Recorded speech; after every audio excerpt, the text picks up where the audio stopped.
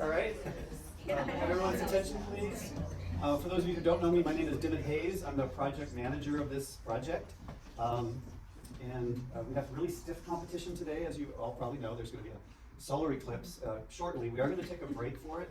I have my alarm set to give me a few minutes heads up. What we'll do for those who would like to go out and be in it, obviously don't look at it unless you've got glasses, but somebody said they've got maybe something to share.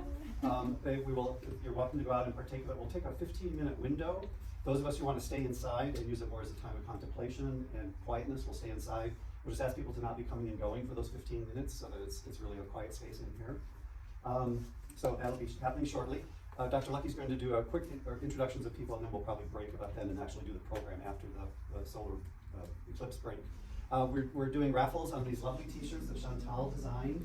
They're $2 a raffle, 3 for $5. So let me know during the program today and tonight. Just a few words of background on the program.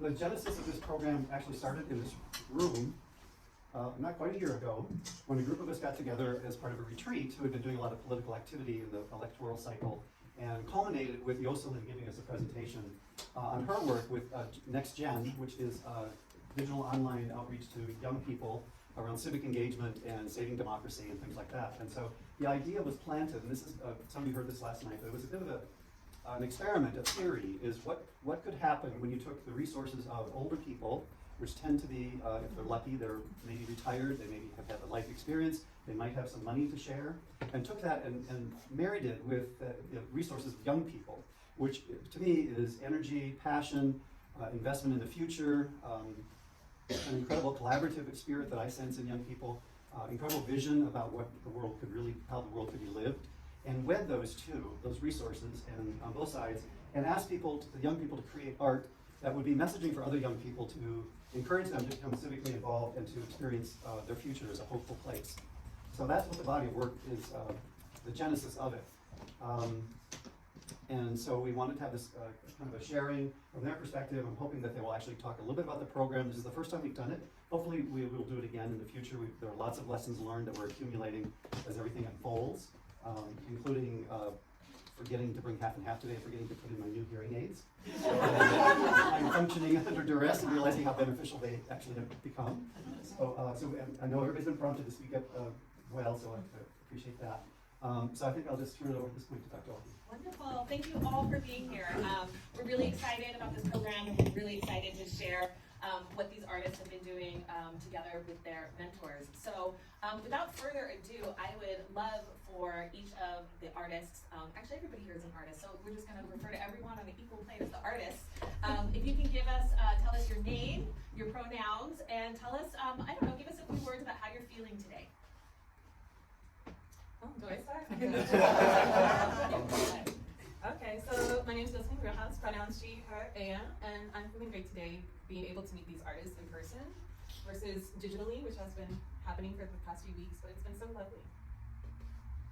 Hi everyone, my name is Hazel Batrezchavez. I use they, them pronouns. I'm an artist, educator, and organizer, and I am super excited to be here with you all in community. Hi, my name is Dominic Izaac Altamirano. My pronouns are he, him, and I'm just excited to be here and finally meet everyone, especially after being on computers and the digital. So it's nice to be here in that exchange of energy, and just happy to see what the future holds. Hi, I usually, when I'm doing my art, I just go by Gus. In the shirt you'll see me as Gustavo Ramirez. I'm an artist, I'm an educator, and an activist. I'm really excited to meet everybody. Amazing to see Dr. Sally again. Working with Chantal was amazing too, so it was very nice. Hi everybody, I'm Shundiin, Desbah, and my pronouns are she, her. I'm excited for today. Kind of nervous, not gonna lie, but I'm excited to see what happens. Hi, good morning everyone. My name is Shea Brill, and I am an artist, and an educator, and a natural builder. And I'm feeling really inspired by an incredible conversation just in the past day. So looking forward to more. Hello, my name is Margarita Paz Pedro. My pronouns are she, her, and I'm really thankful and grateful to be a part of the program in this capacity and seeing everybody in person. as always. Hi everyone, my name is Chantal Elena. My pronouns are she, they, he. I am a local artist, and so you know, if you're local, you probably know who I am, but if you're not, I'm so excited to meet you. And yeah, thank you so much, Dr. Lucky. Wonderful. I know that we have a solar eclipse to watch, but I think we have time to chat a little more before we have to take a break for that. So a couple of you did reference the online component of this program, and I'm actually really interested in hearing from you all. Met on Zoom, for those of you who don't know, once a month since July. And I'd love to hear actually from both the mentors and the mentees, what's one takeaway, positive or negative, that you got from those monthly connections? So I can start. I think what was nice is connecting with Hazel, as we both have similar interests in the work that we do. I know for me, a big focus within my personal art is, I would say, racial equality and immigrant rights, or human rights, and so forth. And an element of her work was just kind of questioning what this, you know, the water, like the water access, and then the people with it, and also the people crossing, and we had conversations of just, I would say even just how the borders differ and the issues differ and how things translate. And she showed me this wonderful book that I'd never seen of, you know, how people can safely cross the Chihuahua Desert and so forth. I thought those are some fun conversations to learn about. I come back. Yeah, absolutely. And we don't have to, this can be free flowing. If there's something that you don't feel that you want to speak on, you can absolutely pass. Just whatever motivates you. If you're excited, you can just go ahead and speak up. So, yeah. A little takeaway from your Zooms with your I wanted to partner. jump in and say that I loved connecting with Gus because both of our art really deals with diving deep into the authentic self and questioning how that changes your societal experience, how that changes your artwork experience, and just that real heart-opening kind of artwork. So I really enjoyed connecting with Gus over that because I feel like life, as you know, as we know it, is very difficult, and connecting through that vulnerability through our artwork, it allows us to connect with people on a very different level on all sorts of issues. So vulnerability, authenticity, I felt like was kind of the root of where we connected. And a bit piggybacking what Chantal just said, it was really amazing to have that experience because I went from graduating during COVID to actually teaching during COVID because I went into my master's program. Kind of balancing that act and then like doing kind of a continuation, but like finishing off what I started for my master's and kind of like seeing it in the outside world, how people are actually going to be reacting to it versus in an academic setting, which is a very different, distinct area to look at human experience or to even like talk about the work itself. I think for me it was really cool to meet a Chicano muralist as myself. There was a lot we did resonate with. I think the only downside is we were both very busy individuals. Being muralists, you know, constantly traveling and projects in between, and because of that, there was a lack of communication. But overall, when we did, you know, there was a lot of that we did resonate with and that we had in common, and I'm sure there was a lot I definitely could learn. But yeah, overall, I did have a good experience. I would say one challenge that I really had was being a transient person living out of my car. I really struggled to keep any electronics charged, and like the actual experience of like finding Wi-Fi was really a struggle. And it's something that Christina and I talked quite a bit about is if you're living in your car, how do you keep your stuff charged? How do you find internet access? And yeah, I struggled with that piece. So I made like a similar experience with Domm, kind of like challenging to both have this like dedicated space for meeting.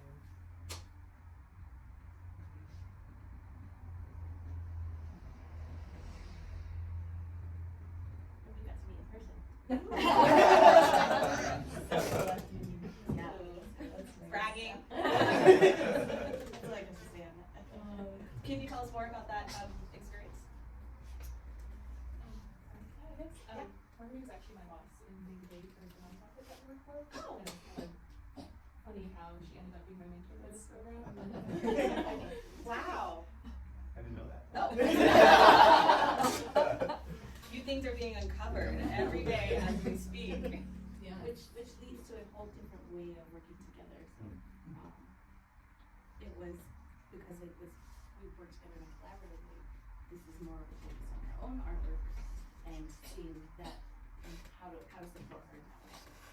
So I enjoyed it. Yeah, I enjoyed it. We developed our relationship with stronger, and then we had more of a connection with each other. Yeah, and just to follow up, I mean, this is hopefully not a finite program in the sense that those relationships and connections that you made, perhaps you and other muralists were busy in your schedules, but long term, those connections have been made. Do we have time for one more, or are we? I think so. It depends on how quickly people will get up and go out. But yeah. Okay, what time? Okay, great. I have a follow-up. Yes, please. Did you guys make a did you talk in your lunch break about the project? Make a special time to talk, or how did that go? Well, Yeah. like there'd be a quick conversation, like, hey, how's your time? And then we would get back to each other stuff, and then we would meet. Okay, let's meet and look at all your stuff, and look at all the writings you've done with it, and this and that. I bought colanders. You can look through the colander and see the shape of the sun. And I also have a welder's mask. Oh, okay, So- wonderful. So It- it's happening, yeah. Oh, yeah. It's happening. Do we want to go ahead and take a? Seems like it, yeah. Okay. So just to reiterate for those who came in a few minutes late, for those who would like to go and look at the eclipse, we're gonna invite you. It happens exactly at 10:34 to 10:39 is the. 10:34 to 10:39. Okay, we're gonna do one more question then, before we get into that. Yes. I would like to know how the mentors were recruited and whether as mentors what you thought you were getting into and how it actually evolved. I can help start that. Well, first of all, Dinah came to me with this idea, and it's like, you do art. It's like, let's make a residency. It's like, okay, I have a template we can work off because I have to do this for work anyways. So it's like, why not build a community here within New Mexico? Just because, for one, I'm from Texas and I'm still learning about the people and the culture here. And as for the mentors, Dinah was just talking to people. He was just like, this sounds like a good person. So we could, let's just make a list of folks. And from there, learning what everybody's individual interests and medium was, we both kind of talked and saw who would, work well together. So I'm surprised they all work together. So I'm like, okay, that makes sense. So that's how a lot of the things came about. From the mentor's So point now- of view. She's But she's in it. Yeah, other than. Yeah. I'm sorry. let the panelists answer your question, and then we can follow up. Yeah, go ahead. So for me personally, it was a lot of project management, like a lot of answering just questions that people might have about, how should I display this? Which one of these artworks is the one that really calls to you? How is this message going to be received by an audience? What's the deadline? I don't have time to look through all the paperwork. What's the deadline? And a lot of stuff like that, which is honestly kind of great. It makes mentoring a bridge between teaching and also just helping out, and I love planning events. So it really called to me in that way of all right, let's look at the big picture and how we're gonna find the cohesion in that. And I heard about it through someone from who was Latino from my tribe that she suggested the program or asked if anyone was, I didn't know of anybody else interested in, so I reached out and I've been mentoring in a different capacity, and I enjoy it a lot. But in this way, it was a little different because it was focused on your own individual artwork, and so that was kind of new. Yeah, before we move on, we have two mentors who are not able to be here today, but I thought Dimit might want to speak to this question of how mentors were chosen. If you feel comfortable doing that. Yeah, a little bit, yeah. I forgot to mention the two mentors who could not be here today, Christina Castro and Luis Pena, who is Domm's muralist artist, and Christina was a mentor for Shea, right? Both of them, I know Christina has got a project, a performance piece in Tao, so she's that's something that was really crucial to her experience. So I will just say briefly that for me it was a real learning curve. It was a lot of stretch. I felt that I just had to try and start very quickly expanding social networks. And Lauren was here last spring. We went to the Gathering of All Nations and we talked to every booth that wasn't selling products but was there for social services and gave them handouts. And I think one of you came through that network. And so it was just really, and the connection I had with Ashley from Laguna Pueblo is I think how you found out. And so it was just really very much a gradual thing, word of mouth, and I think it just exemplified the somewhat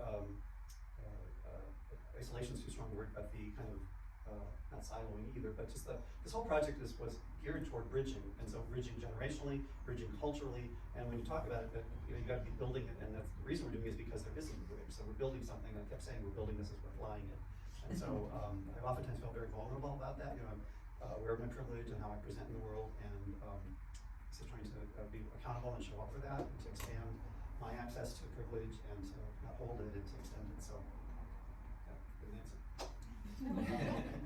No, Okay, wonderful, thank you so much for except that. for Ashley. David and I met Ashley when we were doing outreach to Pueblos for Blue City 2 to get rid of Harold. So there's like many connections here. Wonderful, yes, please. I'm very curious about how each of the mentees came upon this opportunity. Where did you find it? Was it on social media? Was it an email? How did you become aware of the call for submissions? So for myself, actually, Dr. Sally emailed me. We had met through NMSU, through the University Art Museum. The director of the museum introduced us, and they're like, "You guys should meet. You guys should talk to each other." And that's kind of like how it started. And then Dr. Sally emailed me about the opportunity, and I was like, "Oh, it'd be interesting to see how it works." Congratulations. And congratulations to us, because Gus is very talented, and we're so glad that they're part of this program, as we are all the artists. Me personally I'm connected with the Domiana Arts Council in Las Cruces, and I've done a few projects, and they've just sent it out to a massive message to all the artists, and just happened to apply. And Yeah, I think I had actually come across the opportunity just searching on the internet, looking for artist opportunities. Right now I'm at the stage where I'm sort of looking for my own art community and also experimenting with how it is that I want to identify myself as an artist, you know, and being art activist, kind of still thinking through that term, that language, and really what that means for someone who looks like me. And I think, you know, sort of touching a little bit on your first question, right? It's such a privilege to be an artist and to be in community with other people, whether that be sharing ideas, asking for advice, you know, all of that is really connected and comes to play when I look for opportunities and seeing where and who's in charge of those. Yeah. Piggybacking off of that, I have also been doing a lot of having thoughtfulness around what identifying as an activist means, and especially coming out of an era of my life where I really strongly identified with that, and just what it means also to live me and be a white woman, and really reflecting on that. And I really loved the opportunity to work intergenerationally and in collaboration. And so quite a few friends sent this to me, emailed it to me. That's great. Thank you. So I heard about the program through Margarita. She forwarded me the email about the whole fellowship program, and I was really intrigued by the idea of creating art that kind of goes with activism, particularly because there's a bunch of causes that I'm passionate about and like to create art for. So yeah, I heard about it from Margarita and applied. I'm here now. Wonderful. Yeah, Margarita. And who knew when Margarita sent you that email that she was going to be your mentor? I think they had a plan. Yeah. They're like, let's make this easy. Yeah. So we're going to come back to this question of activism and community. For this panel, I really want to hit some of the big topics like politics and your process and your relationships and your community. And if we have time, the dirty F word, which is our feelings, but also thinking about art both as labor, as a product, and then something that is also about commerce. So if we have time, thinking about sort of the professional side.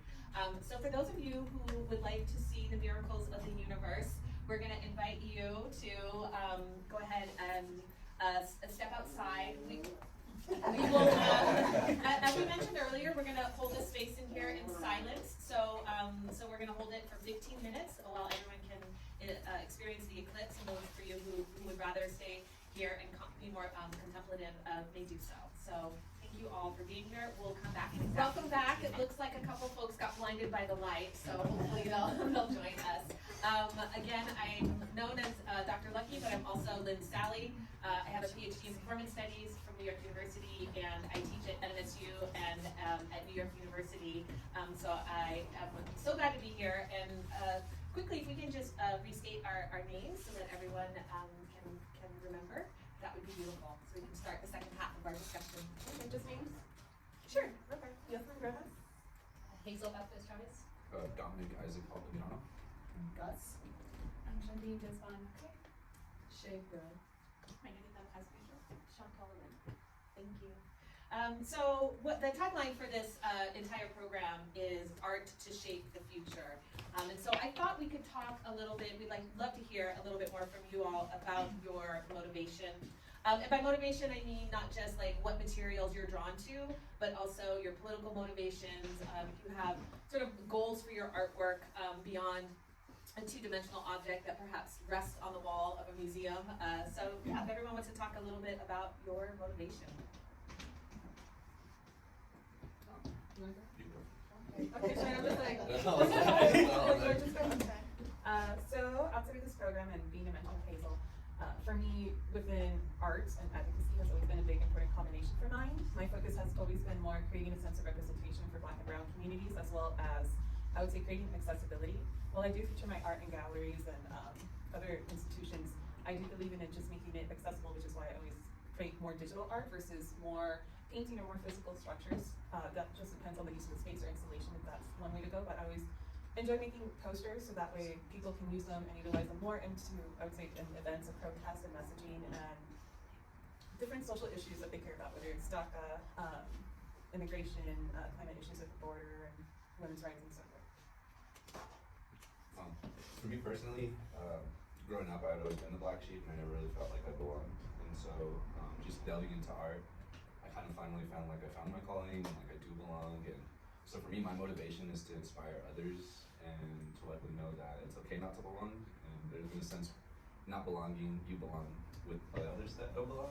And so, through my art as well, you know, just to bring awareness and be conscious of things that are happening. And I think that's one of the steps in the right direction, you know, being aware and then understanding and being educated about what's going on, and then it's up to you, you know, as a collective to understand, you know, moving forward what we can do to make a difference or a positive impact in not only our lives but each other's for a better well-being in the future. I think for myself, I talked about it a little bit yesterday, but I want to reread that quote because to me it's a quote that resonates with myself, but also I can see it within many others, especially within my own students.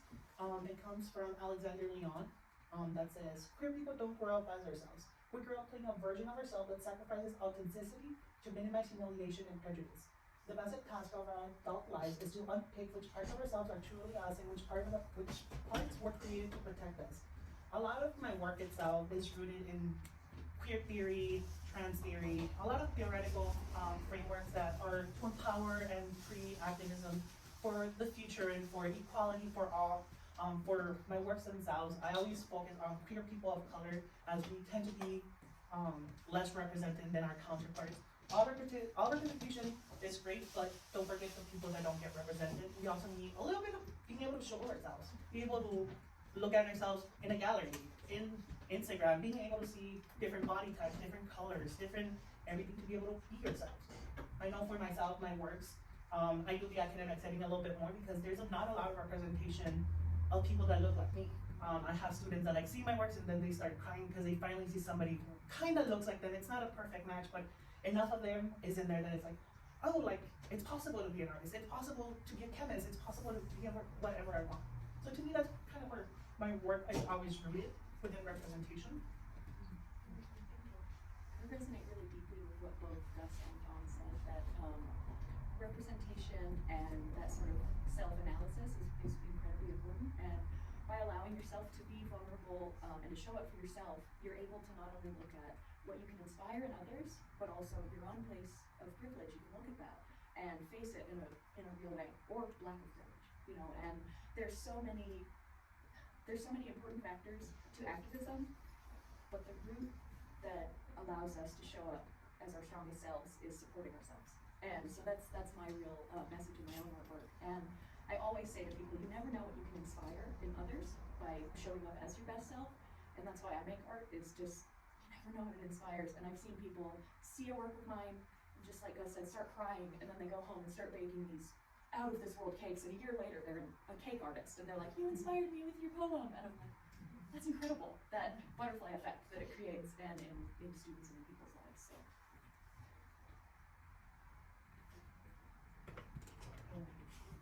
I appreciate the piece of self-reflection around what it means to be an activist because it's something that I have been spending a lot of time thinking about as someone who has spent a lot of time working in the incarceration system, and who my family's been really impacted by the carceral system in Alabama, and what I witnessed in the years of participating as an art teacher made me feel like sometimes as white people we have this like well-intended idea of helping, and it's actually just putting a band-aid on something that perpetuates harm.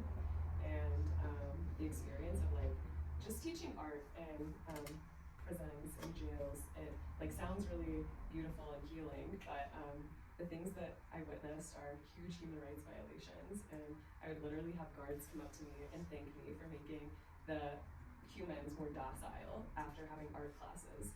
And that sense of perpetuating like docility is just really gross to hold in your body.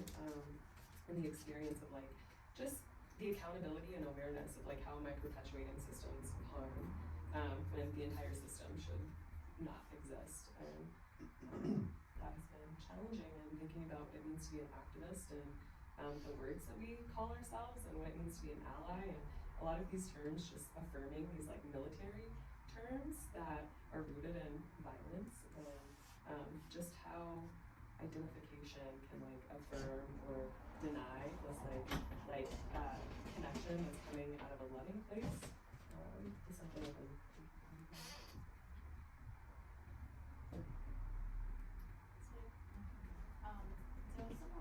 A big part of my motivation is I've been a teacher, a high school teacher. I was a high school teacher who was for about 12 years, and I've just started teaching college recently. And just the exchange, I call it a giving and sharing of knowledge versus like a take. It's not a take and you keep it. It's a reciprocal transaction, not even a transaction, but a reciprocal process. And so I've found throughout. And art is like really one of the best ways to go about it. My main medium is clay, and just everything about that medium has inherent qualities that really show you a lot about life and how to share that and give that knowledge. And then I'm also a mentee in working, so just having that be a cyclical thing, that's a lot of motivation for me. To like give what I know and what has been given to me to other people.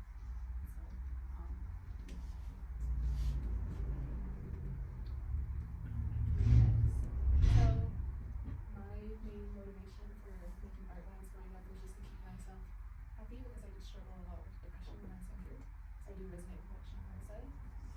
And now I feel like my art is leaning more to the activist, I guess, section of art. I don't know how to phrase it. But I'm excited to see where that does go. And another motivation of mine as an Indigenous individual is just to share little aspects of my culture with you guys. And hopefully through other art or just through conversations, I can learn more about you guys' cultures as well. I guess through sharing my culture, I can keep my culture alive because a lot of the times cultural teachings and languages from Indigenous communities do disappear over time. So I'm just trying to keep them alive, I guess.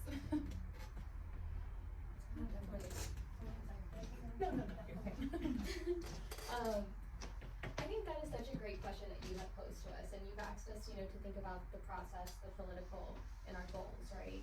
And for me, my practice as an educator, as an artist, and as an organizer is very much rooted in my generational family. It's a generational collaboration. My family was displaced from El Salvador and Mexico. We are Lenca, Nahua, and Mayan individuals, volcano people, and a lot of my practice in itself, it's rooted in sort of investigating this erasure that exists, that has happened, and that process of colonization that really gets into every little crevice that we navigate on a daily, right? And my work itself moves freely between poetry, performance, textiles, sound and video installation. So that process, that approach looks different for every medium that I work in. Something that's really important to me in the process of making is thinking about how is it that I can avoid replicating systems of violence that exist, that have been done onto the brown body, to the Black Indigenous body, and really trying to be aware of how is it that I'm breaking that down with what I'm making, presenting, even the language that I'm using, right? And James Baldwin has this really great speech where he talks about the creative as a risk taker, and that idea of that privilege of being a risk taker and sitting with that, that place of being able to contemplate, right, what's going on in humanity. And for myself, I try to hold that really close to my heart whenever I feel frustrated, if anything, right? Because I think we're all here, we're all risk takers in what we're doing. And I think, I don't want to speak too much, but sometimes I tend to stray away from the identifying as an artivist, because I think there's always so much labor that's put onto brown, Black, and Indigenous bodies to hold space for fighting for our rights. And sometimes I'm exhausted, I'm tired, you know, and wherever I go, my body's political, whatever space I navigate, regardless, and my work will be political because of just who I am as a maker, right? And I think that's something that I've just come to accept, right? And I'm okay with it, you know, but I don't know if everyone else is, right? So yeah. And I did want to point out that I really do resonate with what you said, Margarita, about this idea of reciprocity and sharing knowledge and giving back. You know, that's something that, as an organizer and as an educator, I'm really aware of, you know, how is it that these power dynamics exist. This is incredible. I have so many follow-up questions. I kind of don't know where to go next, but instead of doing a linear narrative, we'll do loops. But so I want to pick up on this idea of labor and pick up this idea of work, right? And the fact that art oftentimes is uncompensated labor. So how do we deal with that? Artists take a really big leap of faith when they sit there to make artwork. They're taking a leap of faith that what they're creating is what they had in mind, and then that product, right? What do we do with that product? So this might be a gross question to ask, crass rather than gross, but can we talk a little bit about labor and commerce? And you know, how do we then, when we make the art, how do we then sell it? And I think that's part of that exhaustion that you're talking about, that you're referring to, is that, okay, you make the work, and now we're required to broadcast it throughout the world. So let's talk a little bit, just to be crass, let's talk a little bit about art and commerce and labor, if you don't mind, if that resonates with you. Sure, I think I probably have a different perspective. Well, within this, when I started getting more within my art and more building representation, it was more of, I'd say, therapy for me. It was more personal, needing to fill a void that didn't exist, and slowly that created a community of other people who were seeking like-minded folks, or being highlighted in such a positive light that celebrates their cultural identity versus such a negative perception from the media and so forth. But with that, as that grew, eventually for me, it created, I would say, opportunities to actually be paid, which is nice. We're in a different place today where now we have, you know, all these colored communities who have that privilege to have access to this money and these grants, or the ability to pay the artists what they believe they're worth, and to be able to also create more outreach within all our individual communities to share these messages in such a positive light, while also still respecting the artists and also paying a livable wage within different campaigns. While it can be a gross question, I think at least for me it's been a blessing, because I work more directly with individuals and within organizations and within communities versus big companies who are just seeking to look more better in a marketing perspective. So it can go either way, it just depends. No, I think it's such a, sorry. I can do it. Go ahead, you go first. So personally, that's actually an aspect of art that deterred me from being in galleries and stuff like that, or even trying to sell it. Personally, to be honest, and the reason being is I've just been around different communities of artists, and it gets to a point when it's like, are you making art to make art, or are you making art to make merchandise? Are you doing it for all the wrong reasons? Are you doing it just to sell it? And for me, like, art is it means so much more to me. You know, my whole heart and spirit and energy goes into it, and I do it because I couldn't see myself doing anything else, and I love it, and it's so much more than money to me. So, I mean, I think that's why I did stray away from gallery work for the longest time. I am a muralist, that is my profession. I like art in public spaces. As I mentioned previously in conversation, it belongs to all of us as a community, as a whole. You know, you can't take my mural down and break the wall down and take it home with you, you know? It's like an experience. You're either there and you get to experience it and take it in, and if you didn't get to see it, you can see pictures, but it does no justice to the true experience you get from being in person and being able to see it and be there and be a part of it and the energy and to resonate with it. And so, I mean, as an artist though, I understand the aspect too, you know? I do want to do this, and I can't just make art that doesn't sell and continue to live my life as an artist. So I do understand there's both ends of that spectrum, but in the beginning it did deter me from it. But now as an artist, just kind of being more into it and educated and understanding, I make art that I love and that's impactful to me, and I know that if I resonate with it so deeply, I hope that there's others that will as well, and you know, to see what I see. And Piggybacking a little bit of what Domm said, for myself, like, I love Catherine Opie. She is literally the person that I look up to, like, as an artist, to look at and create works for. I remember going and seeing, like, Catherine Opie's self-portrait nursing. For those that don't know, it's a portrait that Catherine Opie took topless, breastfeeding her child, with the words that they carved into their body perfect. That significance of a person who's nursing, plus the word pervert, just based on the significance of nursing. Not being able to do it in open space, and like that representation, and like, I understand, like, we all say the white box is evil, but also like can bring some goodness into the world. For myself, I'm able to be here, I'm able to exist as an artist, but also create work in these spaces that like people that are able to come in public museums, to be able to go see them, be able to be shown in galleries across the states. And my work also lives online. It's a way of like kind of connecting through different means, but also like seeing like the bright side of things. Because as somebody who's gotten their master's, I have the privilege of like, oh, I've had mentors who tell me, okay, this is how you price your artwork. This is how you do certain things to be able to exist as an artist. But then like, yeah, taking those lessons and like giving it back to everybody else who were not privileged enough to learn from these mentors, who don't know as simple as filing an invoice. How do you do your invoice as an artist? How do you look at taxes as an artist? How to do all these things that like are kind of guarded in the sense in a lot of our community, but also like giving it back, because I got that privilege of getting it given to me by my mentors.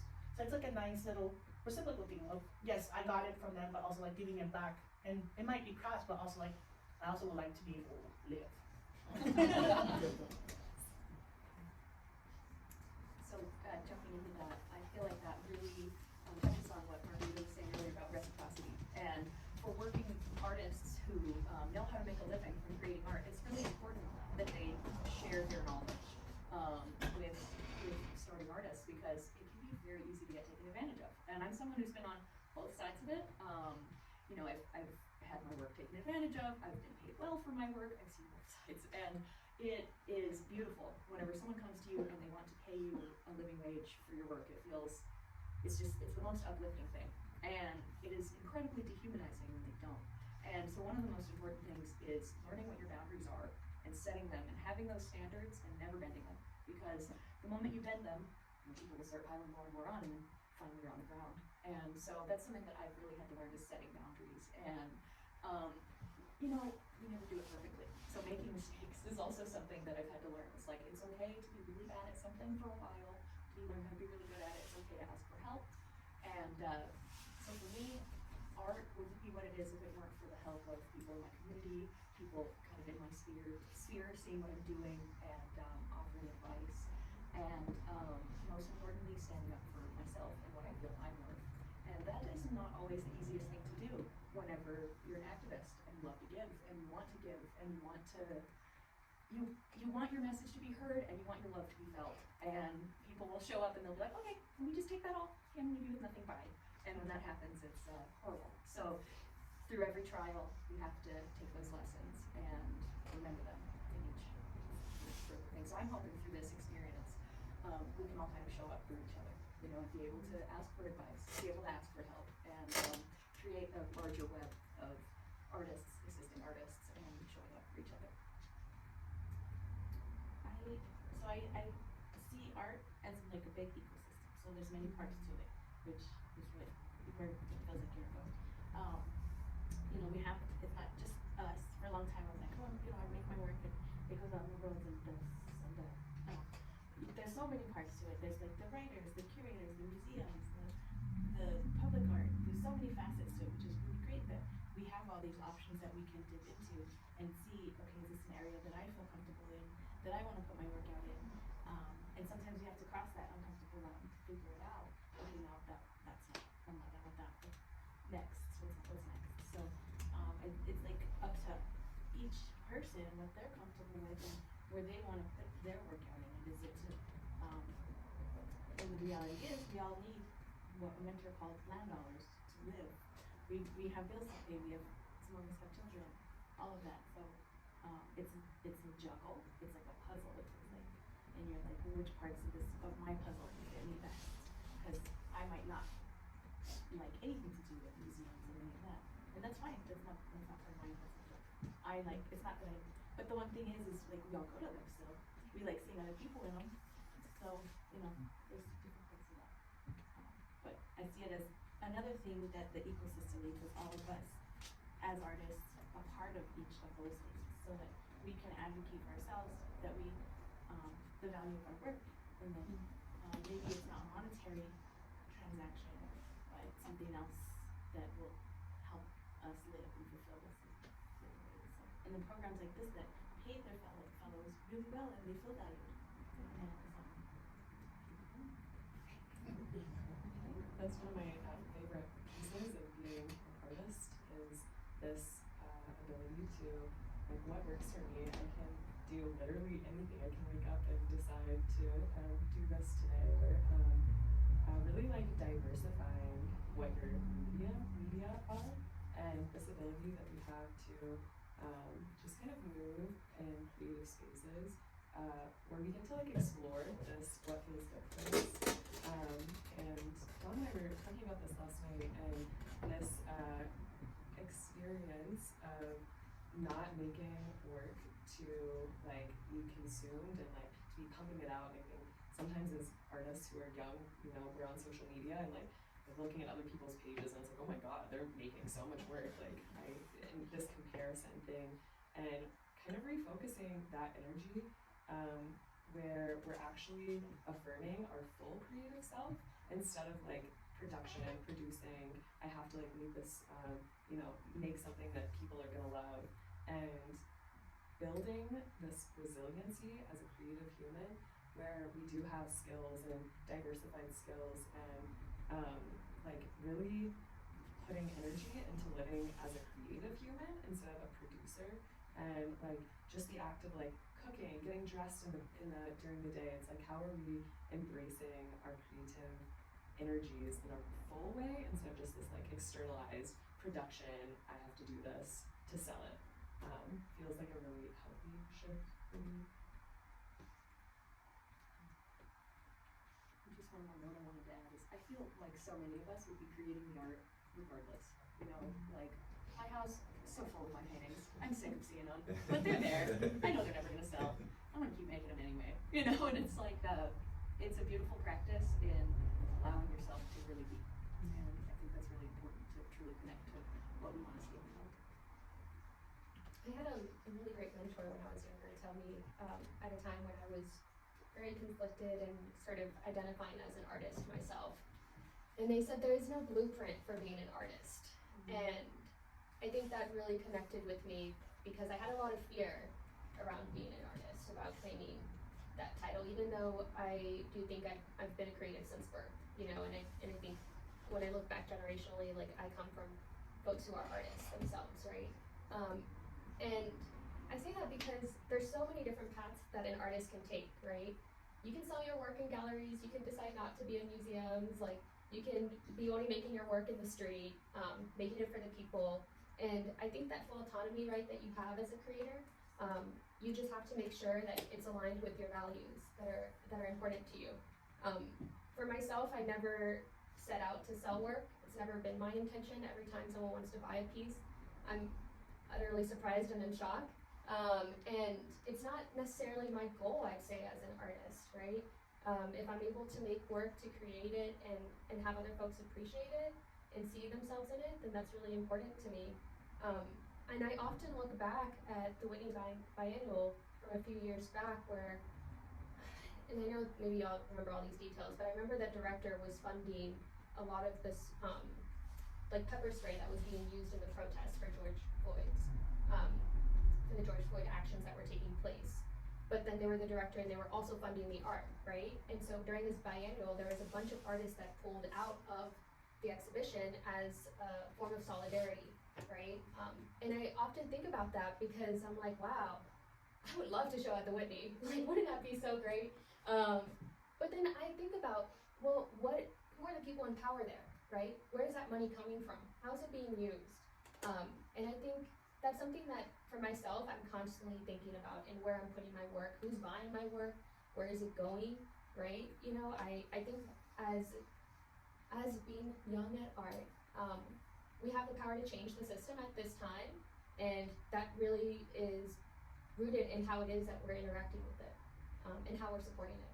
We all want to make it as an artist. We all want to have careers, I think, and that's why we're here, right?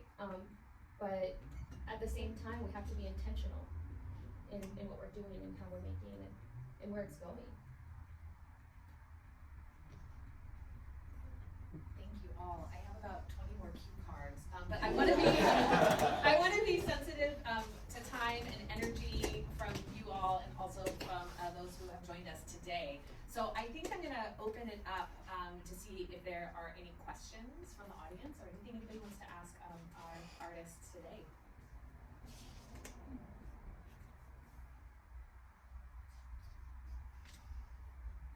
Well, while you're thinking about your questions, I do want to make a quick announcement that tonight you can see the work of our artists today at Rio Bravo from 5 to 8 p.m. I'm sure everyone here knows where that is, gallery down the street. We want to thank Turtleback Co-working Space for hosting this incredible panel and being part of this really important initiative.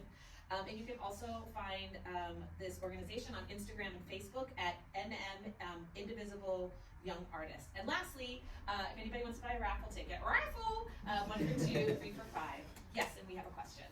I have a question that's probably going to take me a little while to articulate it.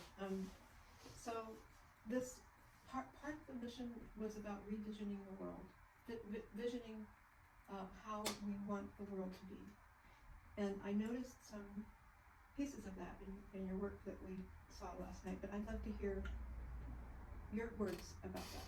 What is your vision for the world through the art that you did? I think, for myself, the vision of the future that I see is a child coming to their parents and being like, this is my partner. Without any fear of like being kicked out of the house, being harassed. There's cases where they killed their child. Like, to me, that's the future that I see where there's nothing of that. There's just a simple, this is my partner. If it is a young man, he brings another young man, this is my partner.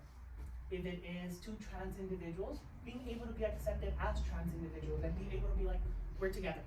And not being able to like walk down the street, as simple as that. To be able to hold hands, to be able to be in Florida.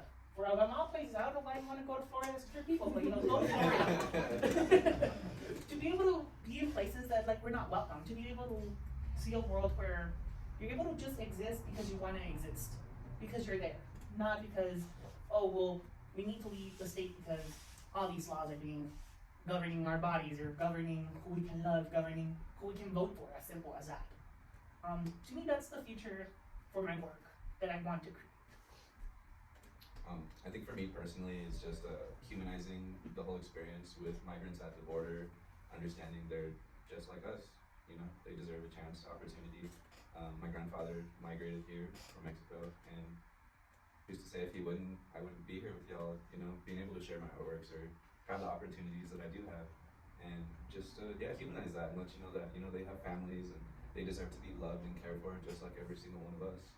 And yeah, like I said, my grandfather came here and I don't know where I would be if it wasn't for him, I could be in Mexico with no opportunities, lack of food, and it's a scary place, there's a lot going on, and certain areas are a lot poorer, you know, and I just, I believe everyone deserves that chance and opportunity at life.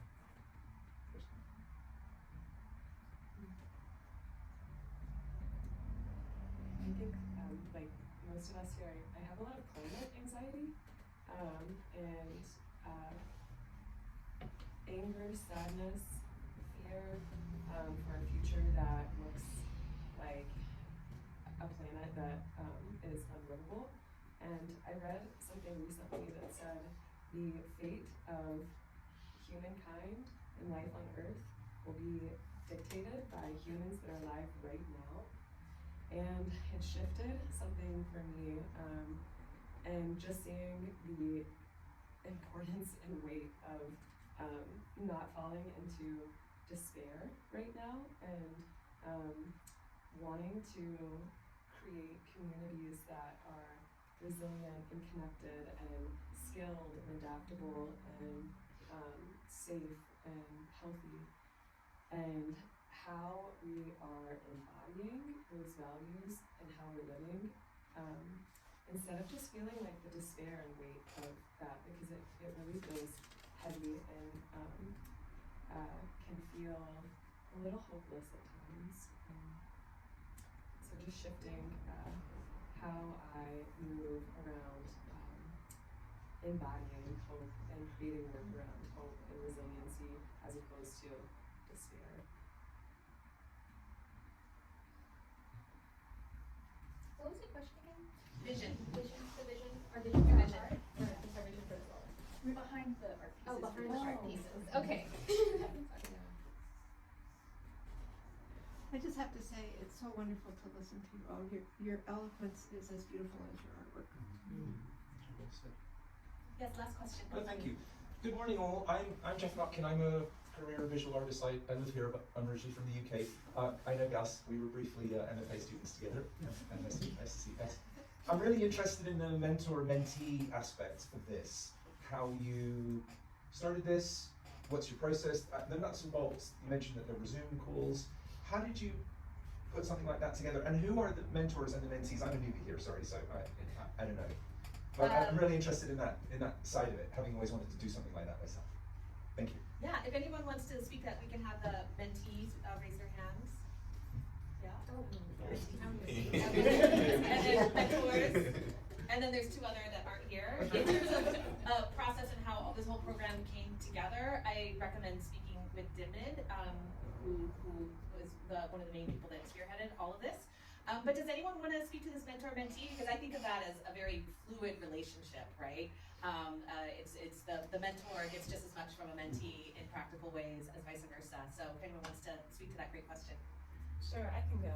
As a mentor and also a helper of organizing this program, it was more of a goal, again, I think to use the perfect word, having a fluid relationship. It's more of, the goal was more to build a network with somebody who's already had more shared experience, and if the artist needs help or some guidance, or just someone to voice thoughts out to, that was the goal. Because for our artists or our mentees, it was more the purpose for them to have free range to create whatever they want with a strong message, with a social issue they care about, but also have the mentor to have access to a mentor that can also speak onto those projects on like how to think, or maybe share a perspective of where they can go and create.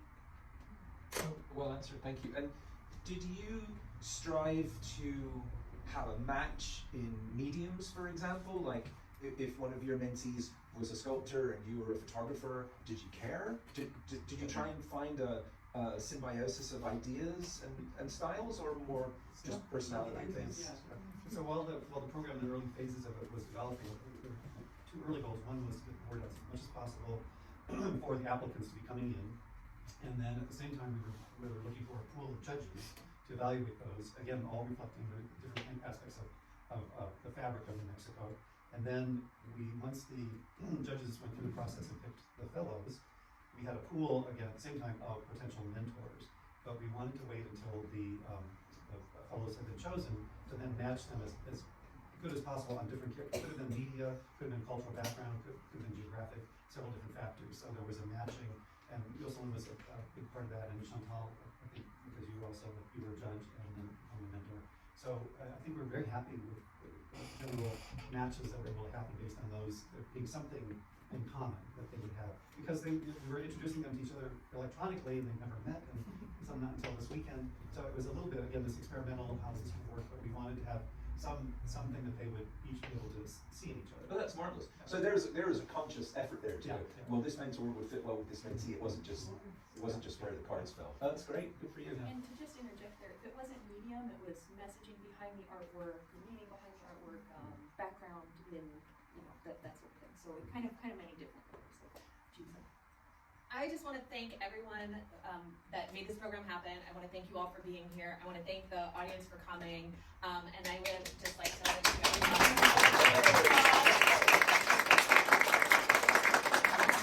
we'll be here for another half an hour. If you'd like to mingle, have a pastry, some coffee, and David, last remarks. Well, just I'm so touched, and it's been a long time coming, and we shot over the moon, literally, just today.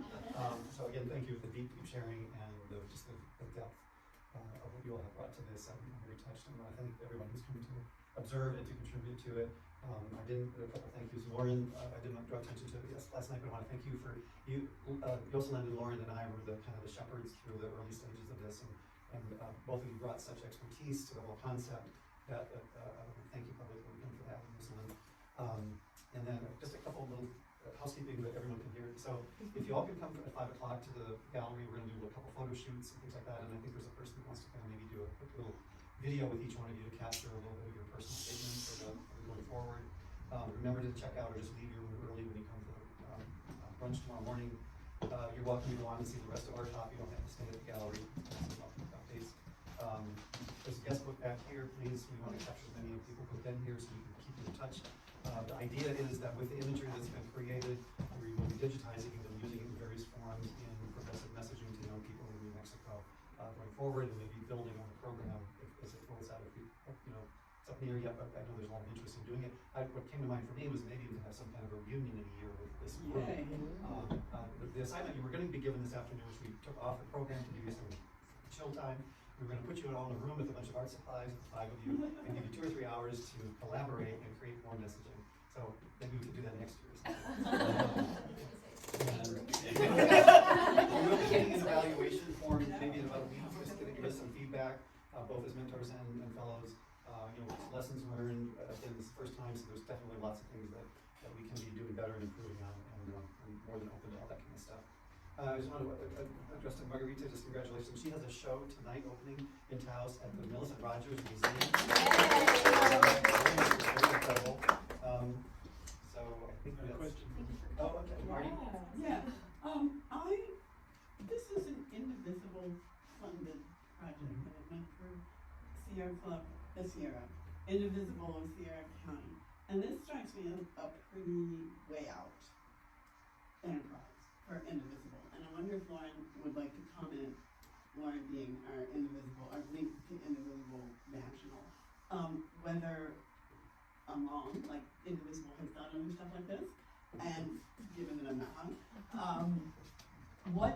how are you gonna spread the word, or what might happen as a consequence of the overwhelming success of this project with respect to Indivisible youth art, etc. in the future?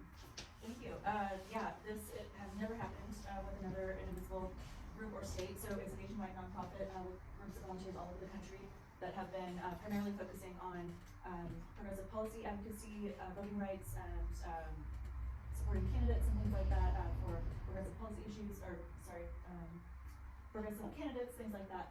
When it comes to newer and creative ideas like this one, not too many folks have really put in a lot more time and energy toward that. For me, living in Texas, where all the things that my organization tells us to do don't work, and they keep getting worse and worse, I'm very hungry for new ideas, for new energy, and it's so important to hear and learn from youth. And so when Dylan came up with this idea, it's like, we're gonna find a way. I did have to do some fighting internally, which was really disappointing, but the person who runs the grants program really liked it, and so he helped me fight internally. Christian. Yes, he's surprisingly my friend, and I saw yes. Yeah, So we did have to do some internal advocacy because it was so new, and it's like, well, our money has never gone to this before through our grants program, and we're like, well, it should. So I like that question about figuring out how do we make sure that the success of this and the beauty and inspiration that all of you have brought through this program is very widely shared and appreciated. So we did already ask the groups in New Mexico to, once we have ways to share all of your work through the digitization that you mentioned or other ways, we want to spread it as wide as we can. That's why I was kind of being a bug about press attention and yeah, so I wanted to see this to go to other states. Other states are saying, how do we connect with youth? And I'm like, I've got an idea for you. Yeah, so I would love everyone's support in spreading the word about Especially this. since it's theoretically a youth focus. Yeah. Politically for Indivisible and for a lot of other groups. So my note on that is that I'm going to be extensively photographing all of the work, making lots of video footage and stuff like that. I'm working with Rebecca Speaks on a feature that's going to appear in the art directory, so that's going to be really cool. And then that feature I'm going to give to everybody, to send to Indivisible supporters, everyone would like to show the massive success, the diverse and incredible artworks that we've been receiving. But it is really cool, and I'm just hoping that this will be the seed that plants more children. So it's going to be really great. So I have a thought. Blue CD2's Indivisible chapter just received funding for a podcast program. Ooh. Why don't we make That was interviews with you all and part of these recordings, our first podcast? Yeah, sorry I didn't originally tell you. I think I told a couple of you last night, but that was the idea. So we did get a new grant. Eddie Estrada, fantastic. He was a judge and he's a great local Anthony based of kind of New Mexico, but also close to Paso. And yeah, so he is a podcasting expert, and we just got the grant funding like a week ago. So we haven't officially been reaching out, but we would love to have all of you talk about your work, talk about the experience and what you want people to take from it. That's definitely part of the plan. Sorry I didn't tell you earlier. It's alright. Well, we didn't know we were going to get the funding until a week ago, so I'll use that. So I just have a couple of reflective comments I want to make about some of the content sharing. One of the conversation about creating art and whether it's creative expression or commercialization, I'm hoping that with this fellowship, and I heard somebody refer to it as being generous, and I feel like it still wasn't generous enough, but that it gave you the opportunity to drop into your creative process and not have to think about how it's going to sell. And so that was a unique point of creativity for you. I hope that will live on in you. And the point about this also is being seen and applauded and held up in your beauty and your right to be in the world. And then the others, in the middle of the night when I wasn't sleeping very well, I had a reflection about the pieces last night, and I think that there was a unifying thread to all of the work. And how I would characterize it was your vision to the future is a safe and secure future. All of the pieces that you did had that in it of what I want is I want to be safe and want to be secure. And I think that's a very important thing for each one of us to hold, and what that means can be very unique and different. And the world is continuing to not feel that way. And I think the more that we can come together and intergenerational, co-generational is such important work. So I just want to thank everybody who's here. Thank you.